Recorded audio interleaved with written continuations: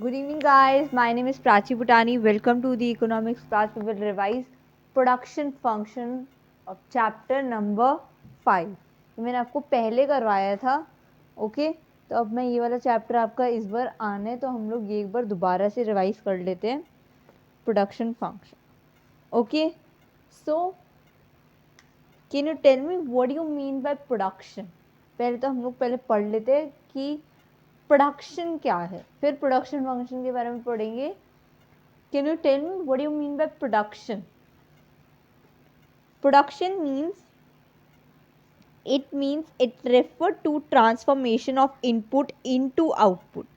ये क्या करता है? एक ट्रांसफॉर्मेशन करता है किससे? इनपुट से आउटपुट तक।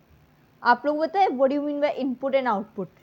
इनपुट प्रोडक्ट्स और आउटपुट प्रोडक्ट्स जो हमें इनपुट होते हैं, जो इनपुट से आउटपुट तक पूरा कंप्लीट कर कर एक प्रोसेस करते हैं, एक ट्रांसफॉर्म हो जाते हैं उस बेसिस से इनपुट इनटू आउटपुट प्रोडक्ट में, राइट? बनते हैं नहीं बनते? एक प्रोडक्ट है, वो हमने एक प्रोडक्ट रॉ मटेरियल लिया और रॉ मटेरियल से हमने उसको एक अच्छे से प्रोडक्ट बना दिया कोई, वो एक आउटपुट बन गया, वो एक ऐसा प्रोडक्ट बन गया जो हम लोग यूज़ कर सकते हैं। We will use the product, right? तो दिस इज द प्रोडक्शन, जो एक ट्रांसफॉर्मेशन कर देते हैं इनपुट इनटू आउटपुट। अब example, for example, to manufacture shoes we need various input like leather, nail, land, labor, capital, services of entrepreneur, etc. Right? एक shoes है, एक आउटपुट है, बट उसके अंदर क्या क्या चीज़ें लगी हैं? लेदर जो उसका कवर है, we will use many different types of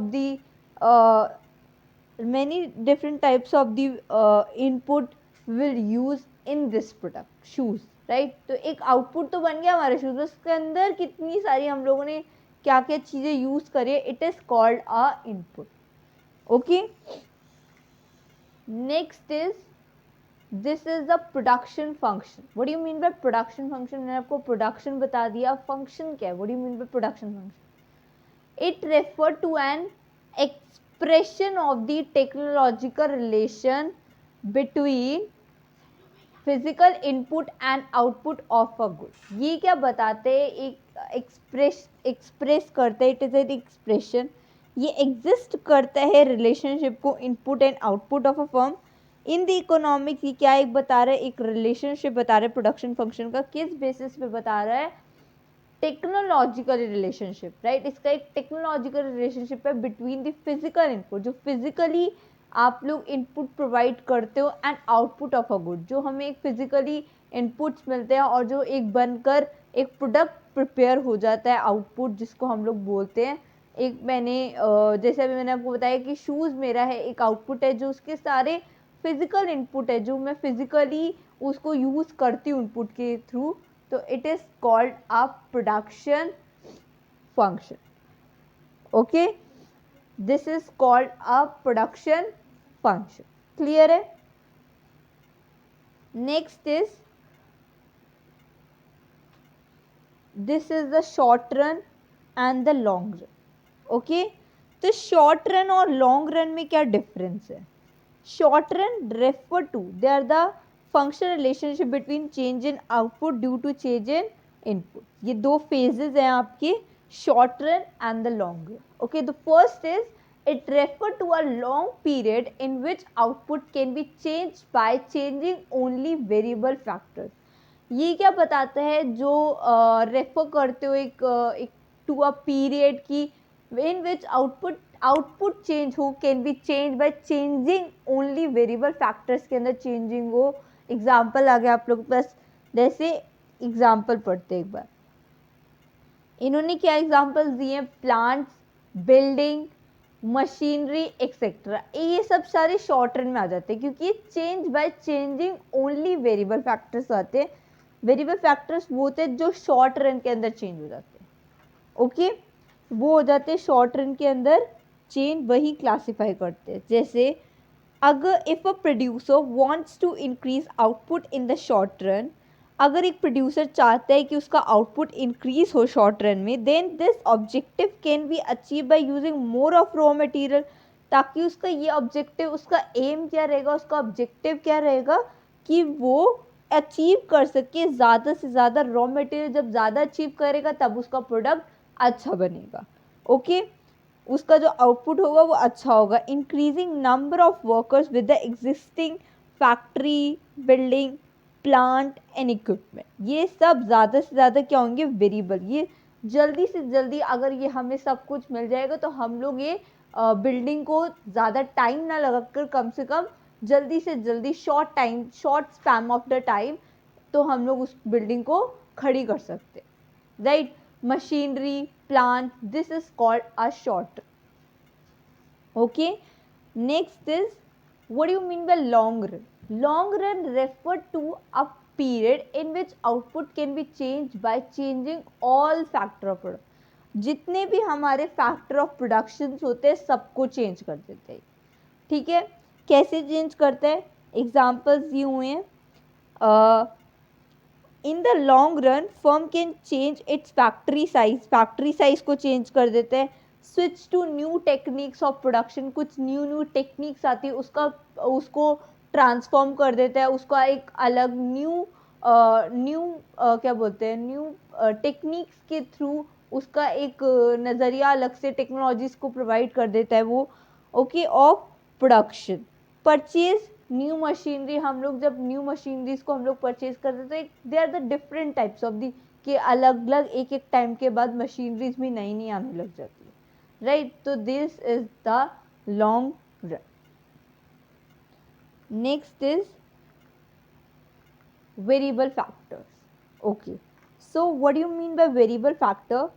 Production is they are the two classified variable factor and the fixed factor.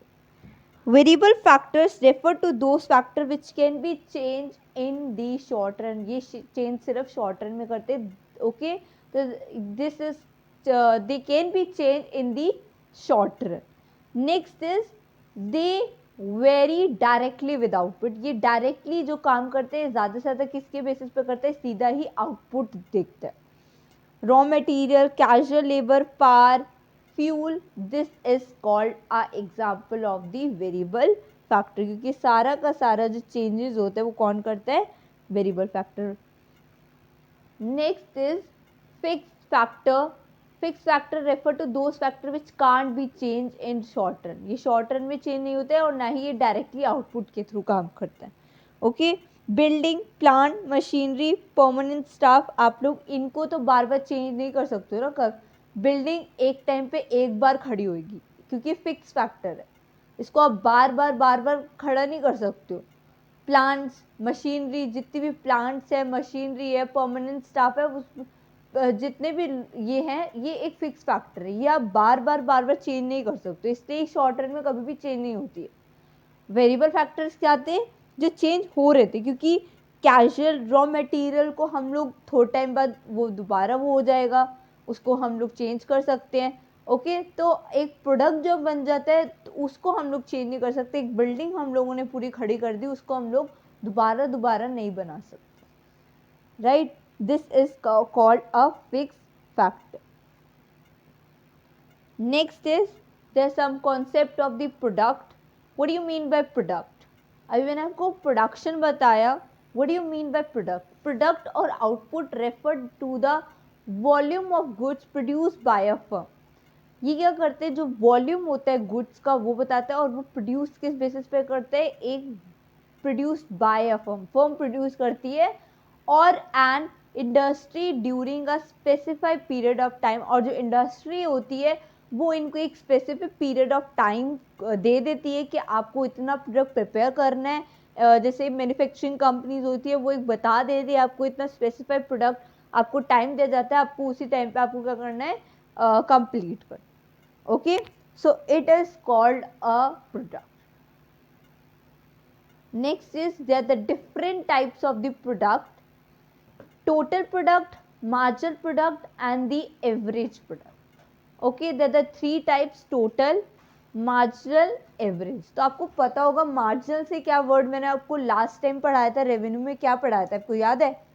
Marginal से एक वर्ड मैंने आपको लास्ट टाइम में पूछा था, मार्जिनल रेवेन्यू क्या होता है, मैं पूछी what do you mean bye marginal product और एवरेज प्रोडक्ट। इसे वर्ड बताए थे मैंने आपको कि आप लोग ये हमेशा याद रखोगे और इससे अगर 1 मार्क्स में आता है तो आपको इसको टेक करने में ईजी रहेगा। बताओ मार्जिनल से क्या वर्ड बताया था और एवरेज से क्या बताया था? टोटल तो आपको पता ही, टोटल बताता है पूरा प्रोडक्ट, राइट? बट मैंने मार्जिनल और एवरेज से क्या बताया था? लास्ट क्लास में पढ़ाया था। मार्जिन से मैंने क्या पढ़ाया बताया था? Additional, right? यही बताया था। और एवरेज से क्या बताया था? Per unit, right? यही बताया था। अब आगे एकदम इसकी डेफिनेशंस देख लेते हैं। Okay, this is a total product.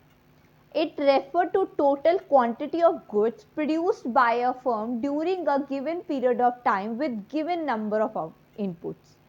तो it is called a total quantity of goods. ये क्या बताता है? ज़्यादा से ज़्यादा जितनी भी क्वांटिटीज है गुड्स की, it is called a total quantity है जो गुड्स की, जो क्या करते हैं? प्रोड्यूस करता है by a firm, produced by a firm during a given period. उसके अंदर भी एक गिवन पीरियड ऑफ टाइम होता है with given number of inputs. Number of inputs भी उस पर बताए जाते हैं। सपोज अगर हम लोग एग्जाम्पल लें कि अगर मेरे पास 10 लेबर्स है और मैं 60 केजी राइस को प्रोड्यूस कर रही हूँ, मेरे पास 10 लेबर्स हैं, मैं 60 केजी राइस को प्रोड्यूस कर रही हूँ, तो देन टोटल प्रोडक्ट क्या होएगा मेरा? Tell me. मेरे पास 10 लेबर्स हैं, if 10 labours produce 60 KG of rice, then total product is what? क्या होगा? अगर आप लोग 60 केजी केजी राइस प्रोड्यूस कर रहे हो और आपके पास 10 लेबर्स हैं, तो उसके बेसिस पे आपको एक नंबर बता दिया कि इतना इनपुट आपका वो हो रहा है, इतने आपको बता दे कि इतने लोग प्रोड्यूस कर रहे हैं बाय अ फर्म। ओके, तो इसके पास भी तो आपका टोटल प्रोडक्ट 60 केजी रहेगा, 60 केजी रहेगा ना। कैसे? देखो आपके पास 10 लेबर्स है, आप प्रोड्यूस 60 केजी कर रहे हो, जो 10 लेबर्स थे जो हमारे, वो भी तो प्रोड्यूस ही कर रहे हैं ना, राइट? तो हमारे पास जो टोटल प्रोडक्ट क्या रहेगा? 60 केजी ही रहेगा। Okay, next is average product. It refer to output per unit of variable input. ये क्या बता रहे? पर यूनिट बता रहे एक वेरिएबल इनपुट की। This is the formula of the AP, जो आपके आगे काम आएगा जब मैं आपको numericals करवाऊंगी।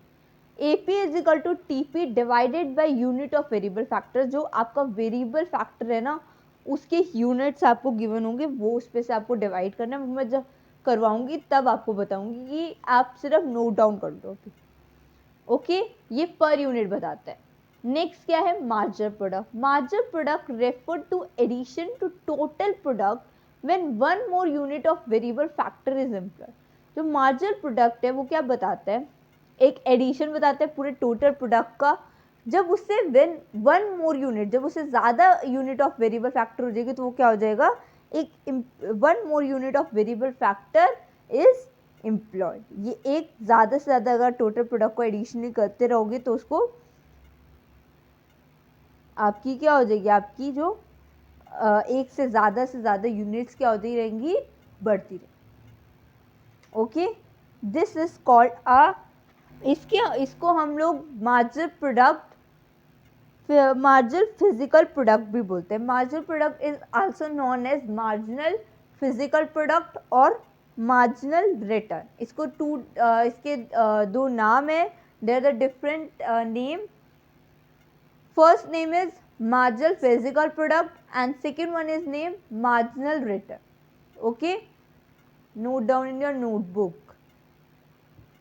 Okay, next is returns to a factor, law of variable proportion. Okay, so return क्या है? एक law of variable proportion क्या है? law of variable proportion states that as we increase quantity of only one input, ये क्या बता रहे हैं, that state जो proportion है law of variable proportion, that as we increase quantity को क्या कर रहा है, बढ़ा रहा है, of only one input, एक input का, keeping other input is fixed, बाकी के जो inputs है वो क्या रहेंगे, fixed रहेंगे. Total product initially increases at an increasing rate. Then उसके बाद क्या होगा, पहले तो उन्होंने कहा कि जो आपका दैट एज बी जो आपकी क्वांटिटी है वो एक के बाद इनपुट क्या होती रहेगी, बढ़ती रहेगी.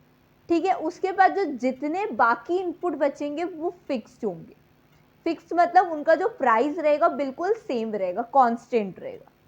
Okay, next is total product initially increase at an increasing rate. उसके बाद जो हमारा टीपी है वो इनिशियली इंक्रीज होगा at an increasing rate. Then उसके बाद वो डिक्रीजिंग रेट पे जाएगा and finally at a negative rate. वो एक टाइम पे आकर थोड़ा इंक्रीज हो रहा होगा एट अ नेगेटिव रेट. ये क्या करता है, टीपी क्या करता है, टोटल प्रोडक्ट कभी कभार वो एक टाइम पे आकर बढ़ जाता है, इंक्रीजिंग रेट हो जाता है, then decreasing rate and finally it's a negative rate. वो एक टाइम पे आकर वो क्या हो जाता है, नेगेटिव भी हो जाता है. Okay, and this is the phases. First phase is TP rises at increasing rate, MP increases. TP क्या हो रहा होता है, rises हो रहा होता है increasing. अभी मैंने बताया कि TP rises at increasing rate, MP increases. Right, TP बढ़ रहा होता है इंक्रीजिंग रेट पे, MP साथ साथ भी बढ़ रहा होता है. Second is TP rises eight decreasing rate. TP बढ़ेगा और साथ साथ वो बट एक डिक्रीजिंग रेट के बेसिस पे जाएगा, बढ़ तो रहा है बट वो जाएगा डिक्रीजिंग रेट. और से MP क्या करेगा, MP डिक्रीज होगा और साथ साथ क्या होगा, पॉजिटिव होगा. Third is TP falls, MP becomes negative. TP क्या हो जाएगा, फॉल्स हो जाएगा, गिर थोड़ा और कम हो जाएगा और MP भी नेगेटिव रेट पे चला जाएगा. They are the sub assumption. It operates in short run. ये ऑपरेट्स करते हैं ज़्यादा से ज़्यादा शॉर्ट रन के अंदर. The law applies to all fix factors. जो अप्लाई करते हैं इसके अंदर सारे के सारे फिक्स फैक्टर्स होते हैं क्योंकि इसका अमाउंट जो रहता है कांस्टेंट रहता है. This law applies to field of production only. जो अप्लाई करता है लॉ को, ये फील्ड बताता है प्रोडक्शन का, field of production only. The state of technology is assume to be constant. जो स्टेट ऑफ टेक्नोलॉजी होती है वो अगर हम लोग एज्यूम करें तो वो कॉन्स्टेंट ही रहती है. It is assume that all variable factors are equally efficient. ये जो इक्वली एफिशिएंट करते हैं, एज्यूम करते हैं जितने भी वेरिएबल फैक्टर्स होते हैं वो इक्वली एफिशिएंट करते हैं. ओके, और ये हम लोग एक बार इसका लॉ ऑफ वेरिएबल का वो देख लो. फिक्स फैक्टर क्या है, इसके प्राइजेस 1 1 1 1 1 है. ओके, वेरिएबल फैक्टर्स क्या है, 1 2 3 4 5 6. एंड TP क्या हो रहा है इसके अंदर, टोटल प्रोडक्ट 10 30 45 52 52 48. MP क्या हो रहा है, 10 20 15 7 0 एंड -4. मैंने अभी बताया था जो इसके फेजेस हैं वो पहले इंक्रीजेस रिटर्न्स हो रहे होते हैं, फिर डिमिनिशिंग, फिर वो नेगेटिव में आ जाते हैं. ठीक है, दोनों के दोनों, चाहे वो TP हो चाहे वो MP हो. ठीक है, तो TP क्या हो रहा है, पहले तो 10 वेरिएबल 1 और 2 का देखो, 10 और 30 तक. ओके, 10 और 30 तक जो हो रहा है और MP का 10 और 20 तक हो रहा है, उसके इंक्रीजेस, उसके बेसिस पे हमें पता चल रहा है कि ये दोनों इंक्रीजेस हो रहे हैं. यहाँ तक 10 और 30 और 10 और 20 देखो इंक्रीजेस हो रहे हैं, सिर्फ फर्स्ट और सेकेंड फेज को देखो, और फेज 1 को देखो, 1 वेरिएबल फैक्टर का 1 और 2 में. क्लियर है यहाँ तक. सेकेंड में थर्ड फोर्थ फिफ्थ, इसके अंदर 45 से मतलब 50 टू 52, मतलब कांस्टेंट रेट पे आ गया, बढ़ तो रहा था बट कांस्टेंट रेट पे आ गया, थोड़ा सा डिमिनिशिंग रिटर्न्स हो गया. राइट, ऐसे ही डिमिनिशिंग रिटर्न इस MP में क्या हो गया, कम हो गया, 20 से 15 हो गया, 15 से 7 हो गया, 7 से 0 हो गया. मतलब एक टाइम तक वो डिमिनिशिंग रेट तक आता ही रहा, वो 0 तक पहुंच गया. लास्ट फेज क्या है, 48, वो भी कम हो गया, TP फॉल्स हुआ, साथ साथ MP क्या हो गया, वो तो और नेगेटिव में चला गया. Right, this is the phases of the law of variable proportion, ये ग्राफ है एमपी का टीपी का ऊपर बन रहा है, आप लोग देख रहे होंगे, और नीचे एमपी का जो जा रहा है वो फॉल्स में जा रहा है, right. This is the point of inflection, ये जो पॉइंट जो मिल रहे हैं आप दोनों तीनों के फेसेस बनाओगे कि टीपी कितना मैक्सिमम और कितना वेरिएबल है।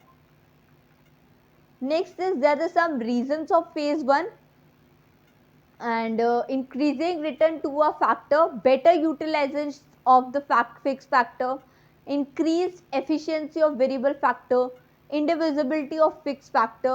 ठीक है, they are the some phases की जब वो बेटर यूटिलाइज करता है एक फिक्स फैक्टर्स के अंदर, ज़्यादा से ज़्यादा एफिशिएंसीज को बढ़ाता है वेरिएबल फैक्टर्स के अंदर, इंडिविजिबिलिटी करता है फिक्स फैक्टर्स के अंदर।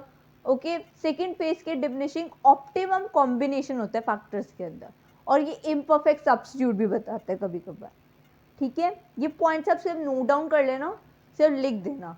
Reasons for negative return to a factor phase three, limitations होती है इसके अंदर फिक्स फैक्टर्स, पुअर कोऑर्डिनेशन होता है वेरिएबल और फिक्स फैक्टर्स का, डिक्रीजिंग करती है एफिशिएंसी ऑफ वेरिएबल फैक्टर्स के अंदर। Okay okay, next is law of diminishing return. Law of diminishing return states that when more and more unit of a variable factor employed with a fixed factors, then marginal product all the variable factor must fall. Diminishing returns क्या होता है? Diminishing means downwards, right? The return state that when more and more जितने भी ज़्यादा से ज़्यादा units होंगे variable factors are employed with a fixed factor. Okay, जितने भी वेरिएबल फैक्टर्स एम्प्लॉयड विद वो क्या हो जाएंगे? Fix factors. Then marginal product, जितने भी मार्जिनल प्रोडक्ट है of the variable factor must fall, और एमपी क्या होने लग जाएगा हमारा? Marginal product must be fall, मतलब डाउनवर्ड्स जाने लगे। डिमिनिशिंग रिटर्न्स का मतलब ही यही है कि वो ज़्यादा से ज़्यादा क्या होने लगेगा? कम होने लगेगा। अब इसका एक बार देख लेते हैं इसका ग्राफ और शेड्यूल। फिक्स फैक्टर तो आपको पता है बिल्कुल, वेरिएबल फैक्टर, और आपकी टेबल है इसी यही टेबल बनाकर आना अगर पेपर में आता है तो। Okay, TP 12, 22, 30, 36, 40। ओके, तो एमपी भी आपको एमपी से भी इन्होंने माइनस कर कर रखा हुआ, ऊपर का सेम है, 22 minus 12 10, 30 minus 22 8, 36 minus 36 40 minus 36 4। Okay, तो इस बेसिस पे क्या हो रहा है, ये जो लॉ ऑफ डिमिनिशिंग रेट जा रहा है वो मे बी क्या हो रहा है in the basis of the downwards in the they are coming from the diminishing rate, right. So ये जो जहाँ से आ रहा है वो डाउनवर्ड ऊपर से आ रहा है, बट ये जा कहाँ पे रहा है? इन दी डिमिनिशिंग रिटर्न्स। ओके, तो डाउनवर्ड्स हो रहा है, आपको पता चल रहा है एमपी 12 से 4 पे आ गया, राइट। ये तो टी पे आपको पता चल रहा है इंक्रीजेज होता है, बट एमपी की बात की जाए तो एमपी क्या हो रहा है इसके अंदर? downwards are in the diminishing range. Okay, next, and there this is the last topic of the relationship between TP and MP. TP increases at increasing rate, MP also increases. वही आगे जो मैंने अभी आपको कॉन्सेप्ट क्लियर किया था, TP क्या हो रहा है? बढ़ रहा है at the increasing, MP क्या हो रहा है? वो भी बढ़ रहा है। When TP increases at diminishing rate, MP decreases. TP increase होगा but किस basis पे होगा? At the decreasing rate. MP also decreases when TP reaches its maximum point. वो एक टाइम पे आकर एक पॉइंट ऑफ एक्सटेंशन बता देगा कि मैं अब एक मैक्सिमम पॉइंट पे आ गया हूँ, and MP becomes zero. will starting the zero. वो जीरो से स्टार्टिंग कर देगा। अब when TP start decreasing, MP becomes negative. अब TP क्या हो जाएगा? और कम हो जाएगा। TP पहले रुक गया था कि अब थोड़ा मैक्सिमम पे ही चलते हैं अभी हम लोग, और फिर बाद में उसका क्या हो गया? डिक्रीजिंग रेट पे आ गया, और MP क्या हो गया? एकदम नेगेटिव रेट पे चला। ये अभी मैंने बताया था। Okay, this is the relationship. अभी मैंने आपको सब कुछ बताया था। 10, 20, 15, 7, 0, -4 पे आ गया। Okay, and this is the graph इन्होंने साथ में प्रिपेयर किया हुआ है। मैंने अभी आपको अलग पूरा अलग बताया था, इन्होंने साथ में प्रिपेयर किया। आप ऐसे भी बना सकते हो, आप वैसे भी बना सकते हो, कोई प्रॉब्लम नहीं है। ओके, तो ये आपका पूरा का पूरा चैप्टर जो है कंप्लीट हो गया, production function. Will discuss question answers tomorrow. Okay, तो हम लोग कल क्वेश्चन आंसर्स डिस्कस करेंगे on the production function, and will परसों की क्लास जो होगी वेंसडे की क्लास वो होगी आपकी न्यूमेरिकल्स की ऑन वेंसडे। ओके, उसके बाद देखते हैं, अगर ब्रेक देना होगा ब्रेक दूंगी ओके थर्सडे को, अदरवाइज नहीं संडे को ब्रेक दे दूंगी। संडे को ब्रेक तो दूंगी, अगर बीच में कोई होगा तो उसके बाद जो हमारा चैप्टर जो होगा शुरू वो होगा कॉस्ट। ओके, कॉस्ट के बाद हम लोग आएंगे रेवेन्यू हमारा कंप्लीट हो गया, सप्लाई एंड और जो छोटे छोटे टॉपिक्स थे वो मैं आपको वो तो 1-2 दिन में होगा तो वो मैं आपको कंप्लीट करा दूंगी। बाकी आपको प्रोडक्शन फंक्शन कंप्लीट हो गया, रेवेन्यू कंप्लीट हो गया। अब हमारे 2 बड़े बड़े चैप्टर्स जो है कॉस्ट एंड सप्लाई वो हम लोग इन 2 वीक्स में कंप्लीट कर देंगे इसको, 2 या जितने वीक्स लगते हैं आई डोंट नो, जितना भी टाइम लगेगा हम लोग उसको देख लेंगे। बाकी आपके वेंसडे तक तो प्रोडक्शन फंक्शन कंप्लीट हो जाएगा with numericals, with extra questions and with numerical. Okay, so we will meet tomorrow and we'll discuss the question answers and we will play the quiz. मैं आपसे फिर से कह रही हूँ, आप लोग इस चैप्टर को पढ़ कर आओगे तभी हम लोग क्विज को खेल पाएंगे कल की और डिस्कस करेंगे। Please like share subscribe my video and thank you so much all of you.